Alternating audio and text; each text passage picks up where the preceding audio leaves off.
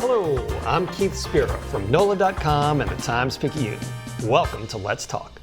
My guest today fronts one of the most innovative bands in New Orleans, the contemporary R&B, funk, and spoken word ensemble, Tank and the Bangas. The Bangas won their first Grammy Award in early 2025 and are featured on the official 2025 New Orleans Jazz and Heritage Festival poster. But they are really just getting started. Here to talk about all that and more is singer Tarriona Tank Bald. Tank! Hey, Keith! Welcome to Let's Talk. Tank. That's so cute. So did I get your name close enough? Did I say Yes, you did good. Tarriona. Tarriona.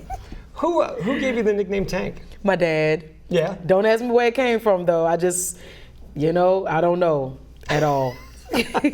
So now the whole world knows you by a family nickname. It's so crazy that the whole world literally calls you by your family nickname and they're not family. It feels natural now, though. It's okay. Well, but they are kind of family. They're your fans, so that's kind of an extended family sort of situation. No, not the same. My family. 'Cause yes, it's a difference. A difference. Yes. A difference. So, if nothing else, your band is immortalized on a Jazz Fest poster at this point. Wow. It's pretty impressive. Which, you're joining a litany of artists that include what? Well, Jonathan Batiste most recently, but Yes. also, the Trombone Dixie Shorty, Cups, Big Trombone Shorty, Frida. Big Frida, yes, Louis Armstrong, going all the way back. When I went to the office to sign the autographs and I saw all of the history of the posters, I was like, oh my God, I can't believe that I'm amongst these people. It's insane. Did you, obviously you were super excited when you got the news, I guess. Yes. And James Michalopoulos, the artist that painted it, he is, to my mind, one of the most accomplished Jazz Fest poster artists. Some of the ones that he's done are just amazing. So the fact that he was the guy that immortalized you all is pretty cool as well. Yeah. Did you, I guess it's a distant shot of you all, so you didn't have to pose or anything for him. It's kind of an abstract. Yeah, and it definitely was a shocker just to see it, because I didn't expect for it to be like that, and I honestly thought it was just going to be by myself because they asked me of pictures of only myself. Mm-hmm. So I was surprised to see just images of everyone up there and the girls that I had danced with from years ago. That was really cool. So far, one of the girls have made 2 posters because she was on John Baptiste's as well. Oh, really? A dancer named Jazz in New Orleans. So that was pretty cool. She's been on twice.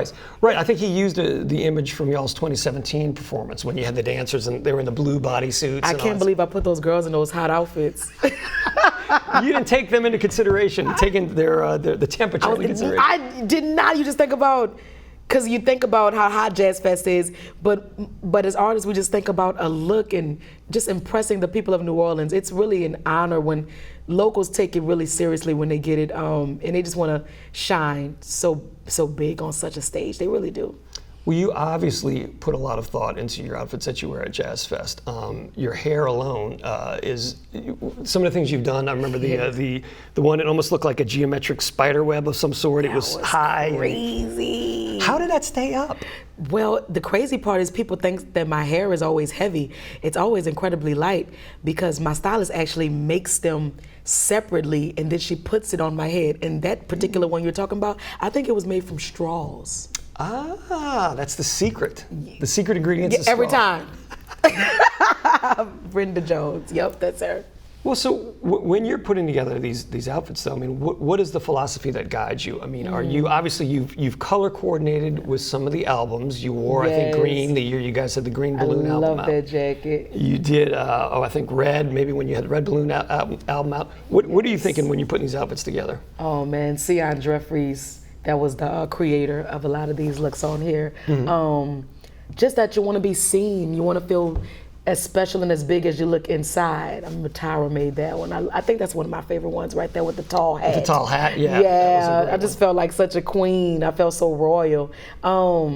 Just to stand out, but stand out to yourself and then to the crowd.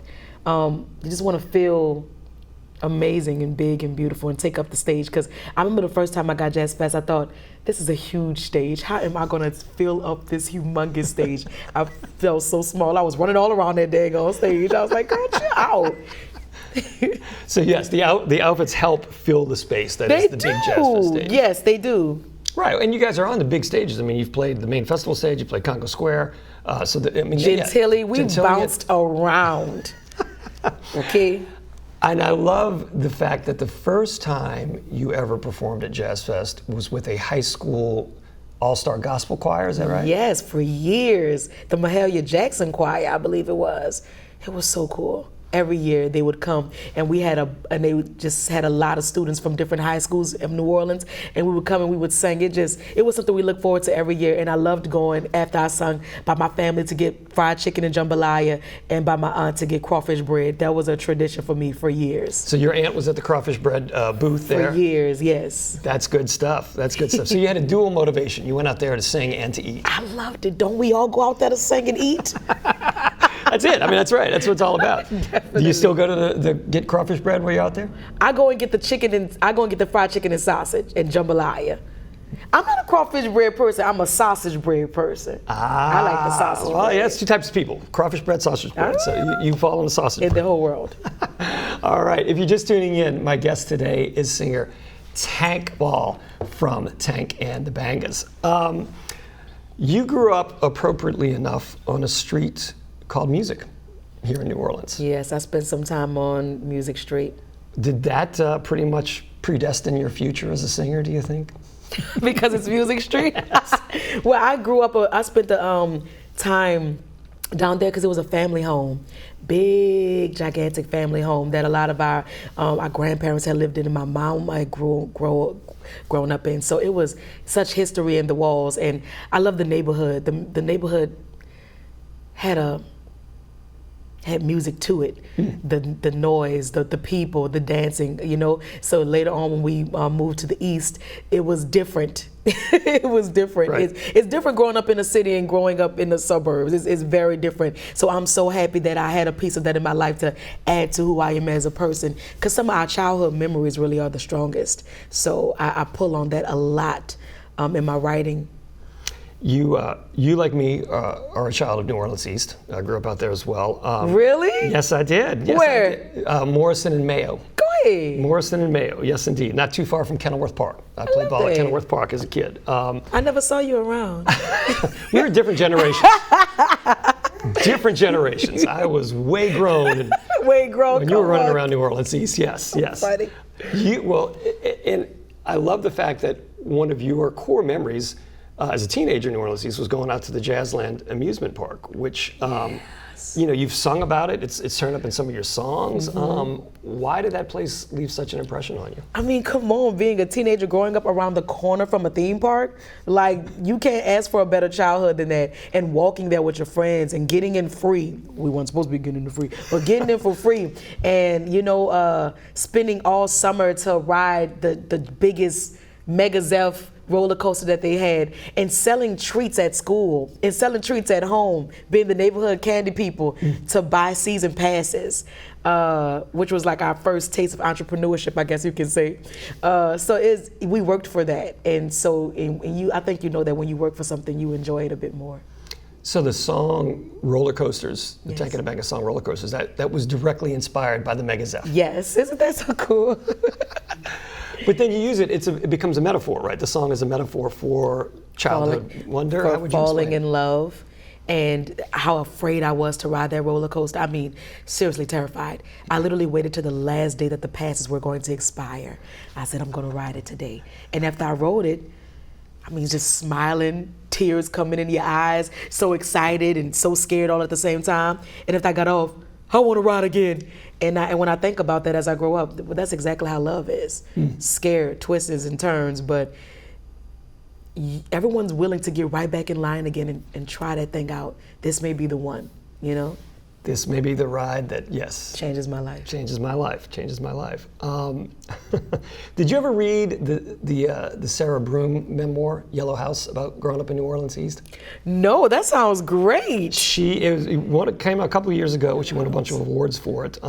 I felt seen as a New Orleans East native. The fact that somebody wrote a What was memoir she talking about? just her life in New Orleans East and how it affected her family and everything like that. So yeah, I think you would enjoy it because I love that. That place imprinted on you so strongly. That makes me think about my little brother, his raps. He writes about New Orleans East and going to the plaza and being at the mall and the dollar movies. I hear about New Orleans East through his eyes, and I love that too. So I'm sure I would love the book. That's awesome.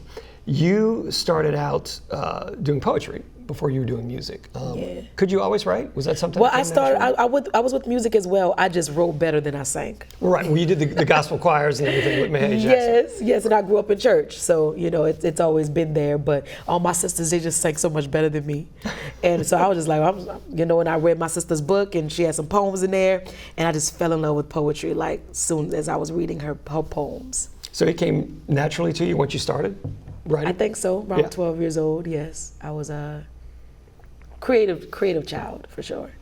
What was the kind of eureka moment when you realized, hey, I can combine these words with music and make something special out of that? When I was with the poetry group of New Orleans, Team Snow Slam New Orleans, we were a unique group because we combined music and poetry in our own way, and we were really cool. It's like a dream team for me, a team that was just so creative and so imaginative and put in the work, didn't mind practicing and sharpening each other's skills. I love that about them. And it was the Black Star, was it Black Star Cafe? No, this was at Pass It On. This is earlier. Yeah, right? This Okay. was the first open mic that introduced me to the poets of the community. And later on, Black Star introduced me to the musicians of the community. So that was in Algiers, the Black Star Cafe, Yes, right? So, Black Star Books and Cafe. and so yeah, the original name of the band was The Black Star Bangers. The Black Star Bangers. Yes. Exactly. And then eventually you shortened it. I did. I mean, I thought the name was so long. Tarriona Tank Ball and the Black Star Bangers. Jesus, so long. I already didn't like it. So I shortened it. It grew on me some years later. I honestly felt like I was stuck with the name. I just kind of made it work for me. Well, once you put your name on the band name or your nickname, your family name on the band, then yeah, I think you're kind of stuck with it. That's you. That's you. I like it now. If you're just tuning in, my guest today is Tank Ball, the singer from Tank and the Bangas. We'll fast forward a little bit. You guys made steady progress. Y'all went on the road, did a lot of touring. Yes, we started on the road very early. Very early We on. knew we didn't want to be stuck in the New Orleans musical cycle of just bourbon and Frenchmen. Right, which, is fine if that's what you want to do. If that's what you want to do. But you guys wanted more. We wanted to branch out. We wanted to see if it wasn't just the Black Star Books and Cafe that made people feel this way. We wanted to see if it was a contagious feeling, and it really was. That's good to find out. It was, Yes. it is. One of the pivotal moments for you guys in your career was when you all, in 2017, won National Public Radio's Tiny Desk Contest. That was basically a contest where thousands, I think 6,000 bands sent in entries to be featured on NPR's popular Tiny Desk concert series. And you guys won. Wow. What a game changer. What a game changer. Changed the game. That video. Forever. Oh yeah, I mean the video of you guys performing kind of went viral, I think. And then the concert went viral too. So it's like, what? It's double. Trey Anastasio, the guitarist from Fish, was one of the judges on that contest, and I think in his notes he described you as a force of nature, full of joy. Wow. I think that pretty much sums it up. I mean, that's a good song.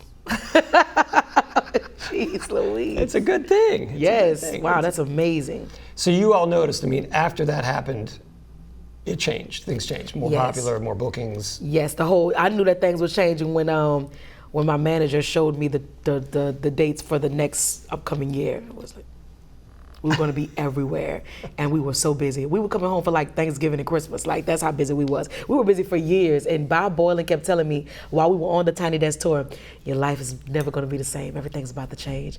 And I think he was excited about it for us. And I kept thinking, what is he talking about? I know what he's talking about. I get it. And it did change. Yeah, it's He's so cool. no turning back. Yeah. Another milestone was when you guys were nominated for Best New Artist at the Grammy Awards. We were the only artist from New Orleans to ever be nominated for Best New Artist. Let's think about that for a second. The only artist from New Orleans, all the great artists that have come out of New Orleans, and no one else had ever gotten that designation before. That's another pretty cool milestone. That is a pretty cool milestone. But the funny part is everybody said, I'm so happy you didn't win it because that's a curse for the Grammys to win Best New Artist. I never heard of that before because I never wanted a Grammy before. People wanted a Grammy for us. I want you to win a Grammy. And I was like, what's a Grammy? I didn't even know what that was. Did you not watch them growing up? Did you not watch the Grammy Awards? No, not really. I watched the BET Awards and MTV Awards. So going to the Grammy, you attended the year y'all were nominated for Best New Orleans. I like to attend every year I can. They give great gifts. They give great gifts to all the other nominees. Yes, they give great gifts. So now you're a Grammy fan. Safe to say. Yeah, I'm a fan of going. I'm a fan of going when you're nominated. Because it's an expensive trip. This is California, you know what I'm saying? Everybody coming at the same time, so you don't want to just go for nothing. But I love to be around my other musical peers and see other people that you just love. You know, you get to meet them all on that red carpet. Speaking of Red, the Red Balloon album, you like that transition? Was that good? That was dope. Your Red Balloon album was nominated for Best Progressive R&B Album. That was such a perfect category for it to be in. I was going to say, I mean, it's almost like they created that category for you guys. You have to know that it could be progressive, that it could be different, that it's not always traditional. So I like that. That's a cool category. But when I saw Steve Lacy was nominated too, I knew that he was going to win that. But I said, when they told me, oh, we nominated, who else in the category? I went, oh. Well, on that album, I mean, it was a really neat structure. You structured it like a late-night radio broadcast. You had Wayne Brady doing the introduction. You had DJ Soul Sisters on it. Questlove is on it. Questlove. We had some good Layla Hathaway. I mean, it's an awesome album, and the way it came about was just so cool. I felt like I was having a stiff time in the studio, you know, where I wasn't feeling creative. I just wasn't vibing. I just went out and I took a walk, and the guy stopped me. He was like, "Hey, you should come and see my studio," because he was in the studio with us just the next door down. I was like, I'm really just trying to take a walk. And he was like, just come see my studio.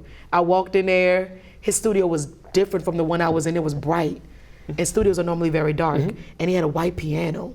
And he's like, my auntie gifted me this piano. And then we just was talking. And I was like, he said, let's write a song. I said, let's write a song together. He said, how about we write about what we were just talking about? It was magic after that. Turns out his auntie was Janet Jackson. Oh, okay. He was Rebe Jackson's son. And we just created so much music after that, and it was just on after that. It was one of the most magical studio sessions, I must say, that I've ever had. So part of this album was written on Janet Jackson's piano. Yeah! What that she gave to Austin Brown, her nephew. I love that. That's awesome. It was quite, and he didn't leave with that, you know what I'm saying? He waited a while, you know? I think somebody actually told me who he was before he did, so that was really cool. If you're just tuning in, my guest today is singer Tank Paul from Tank and the Bangas. So fast forward again, the Heart, the Mind, the Soul album does finally win you guys the Grammy for Best Spoken Word Poetry Album. Perfect. Again, another perfect category. Was that a little more meaningful to you to actually win in a category that referenced the poetry thing, since that is your roots as a performer? It was everything. It's exactly, it felt like it was meant for me. Even when we were sitting there last year, we were nominated for Best Global Performance. And normally when you lose, you just leave. You're like, all right, cool, I lost, whatever. I'm about to go eat some popcorn. But they really have popcorn at the Grammy. And so, but this time, God was like, just sit still. Just sit still. And I sat still and I watched other categories come up. And I saw the Best Spoken Word come up and I went, that's my category. Immediately, I was like, it's time to get to work. So you locked in, and you felt that this was your year. This is mine. This is for me. God told me. And then when we won it, and for the Stevie Wonder to play, and Stevie Wonder to be like one of my favorite artists and my dad's favorite artist, I was like, oh, this is it. It's all coming together. Kismet.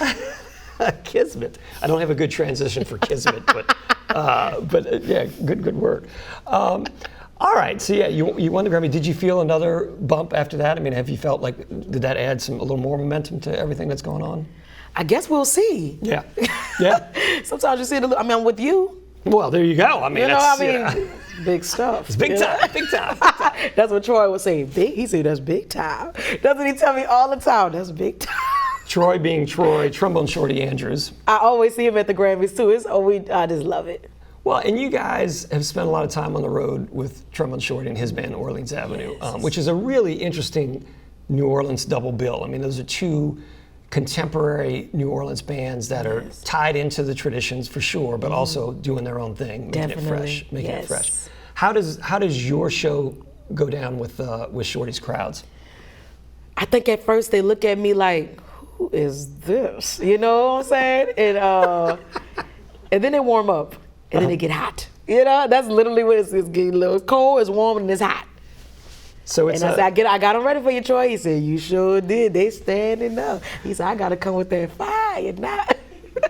So it's kind of like the roller coaster ride. You get them up, you're going up, they don't know what to make of it, and then amazing. And I love touring with him because he has a beautiful team, and we know everybody on his team because we're all New Orleans people, and we just eat and laugh together. It's a wonderful. So it's one that I definitely look forward to just because, and I love to watch him. It's a masterclass to watch Troy up there.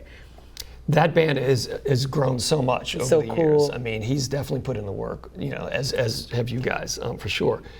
Another artist that you have, that you've collaborated with a fair amount, Norah Jones. Yeah. I'm thinking back, even was it, I think, the 2024 Jazz Fest when you got on stage with her at the Jazz Tent? At the Jazz Tent. Jazz Tent is cool. I never go in the Jazz Tent. Yeah, it's a very respectable tent. You know what I'm saying? Was it Don't Know Why? Is that what y'all did? Yes, we did Don't Know Why, which is a song that I used to cover from her years ago before she ever was my friend. How cool is that? Like, what? Why do you guys get along so well and work so well together as artists? Gosh, it's like there's two people in the music industry that I feel very connected to in that way. It's Norah Jones and Jill Scott. It just feels like kindred spirits. We if we haven't talked in forever, we get on the phone. Or when I'm person with Norah, it's like I'm talking to myself. We just talking to. It's just we just could pick up where we left off, and we're gonna talk about everything that's been happening while we've been away from each other. It's wonderful. I remember when I did Jimmy Fallon with her, and I said, I'm gonna be here with my band, and Jimmy Fallon is gonna love us. And that's exactly what happened. And it happened. It's so crazy. You're pretty good at manifesting, it seems like. Yes, I am. I know what I can do. Jill Scott, I mean, it totally makes sense that you would have a rapport with her because, I mean, obviously she's, I would imagine. She's a poet and she's a singer. It's amazing. Exactly. And an inspiration, were you a fan of hers then going back? Or? Yeah, but not a crazy fan like that. I literally saw her storytellers and I said, oh my God, this is like myself. This is like my sister. This is amazing.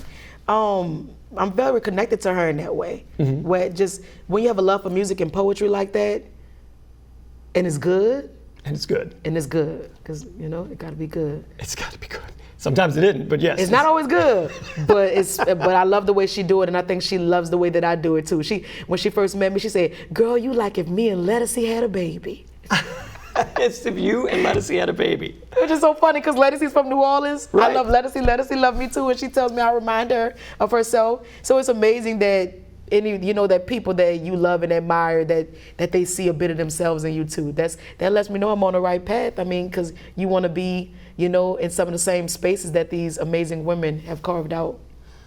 The lineup of the band, Tank and the Bangers, has evolved over the years. You had a great quote about talking about, it was something along the lines of, it's a musical garden, and whoever's in it at the time, those are the people that are helping it grow, sort of thing. That's deep. You said that. You said that to me once. That's yes. true. That's true.